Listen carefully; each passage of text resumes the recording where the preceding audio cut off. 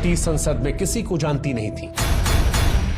मायावती के तेल लगे बालों और साधारण वेशभूषा से उस दौर में कई सोफिस्टिकेटेड महिला सांसदों को परेशानी होती थी।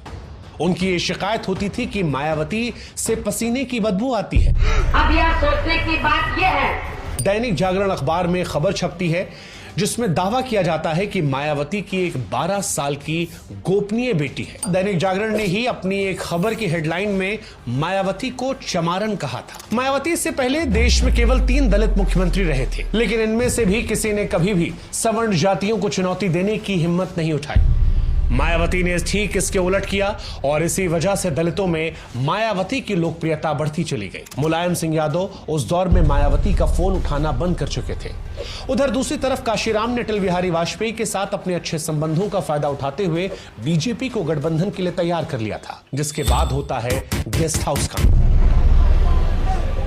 17 अप्रैल 1999 को बीएसपी के सांसदों ने सरकार के खिलाफ वोट किया और उस दौर में अटल बिहारी वाजपेयी की सरकार मात्र 1 वोट से गिर जाती है।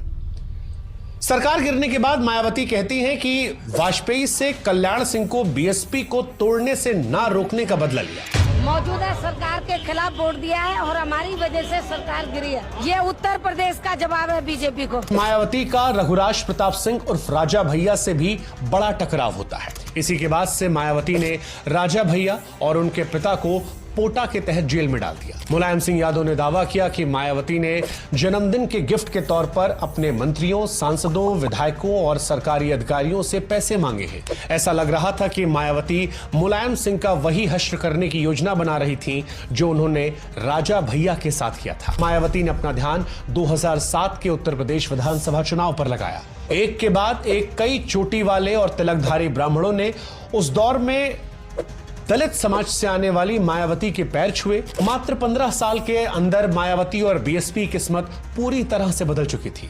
वो आसमान से जमीन पर आ चुकी थी। अब सवाल उठ सकता है कि आखिर ऐसा हुआ क्यों?